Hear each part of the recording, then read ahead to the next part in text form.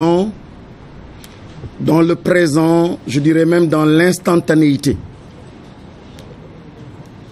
L'émotion déconnecte les paroles et les actes de l'histoire, du passé.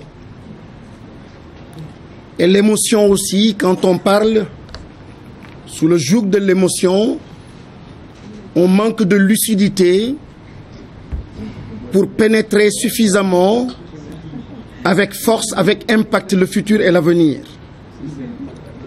Dans le discours du président Macky Sall, il y avait beaucoup d'émotions dans son discours. Et à la suite de son discours, on a senti aussi, on a écouté certains de nos compatriotes commenter avec beaucoup d'émotion.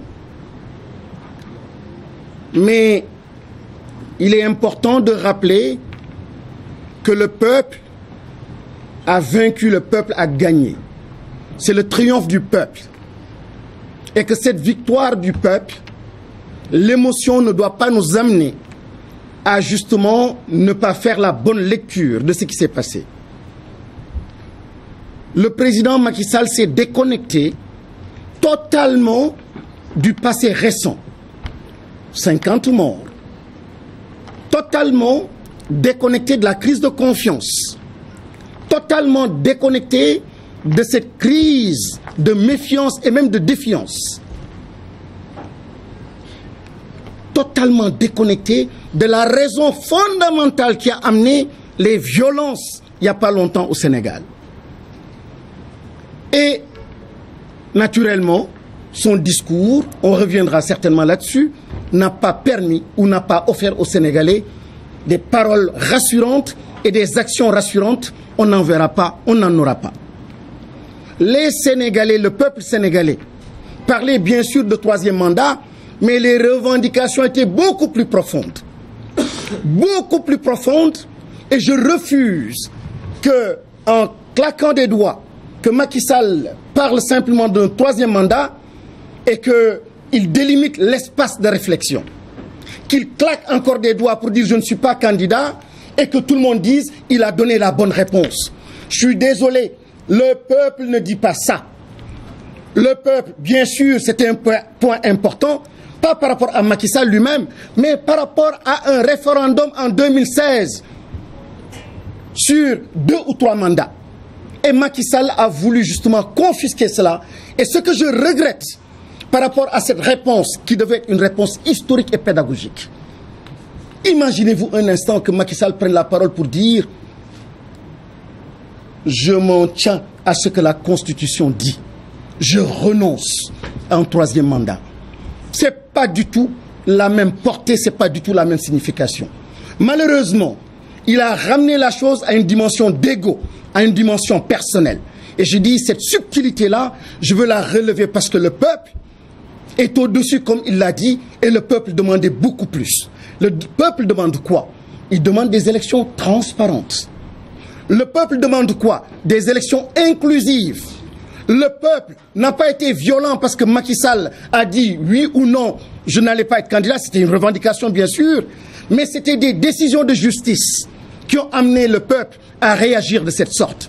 Et dans le discours du président Macky Sall, malheureusement, je n'ai pas entendu de réponse pour rassurer davantage ce peuple.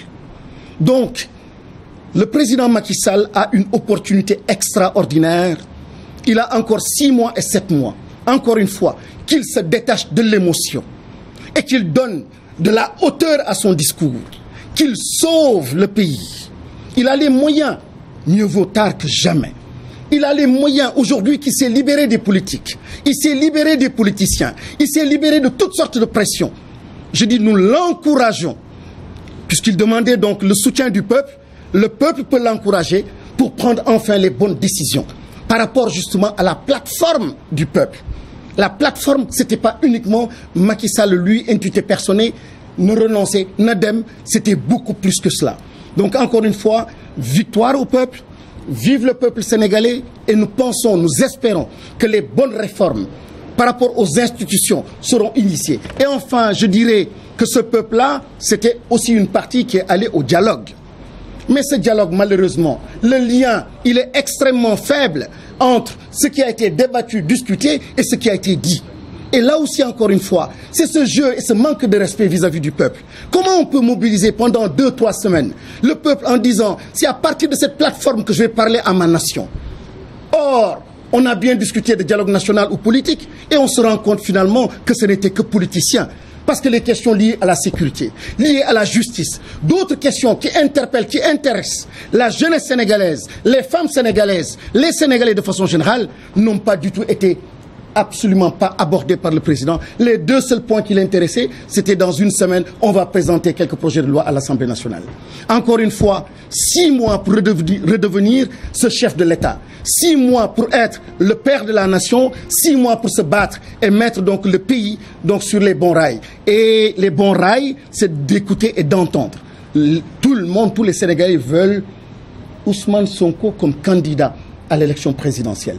Et ça, ne pas l'entendre, c'est refuser d'aller vers des élections apaisées. Ne pas l'entendre, c'est refuser d'aller dans le sens de la paix. Ousmane Sonko dafa war a bokk. Je vous remercie. Merci bien. Monsieur le Président Birame Souleye Diop, après Madame Maïmouna Bousso.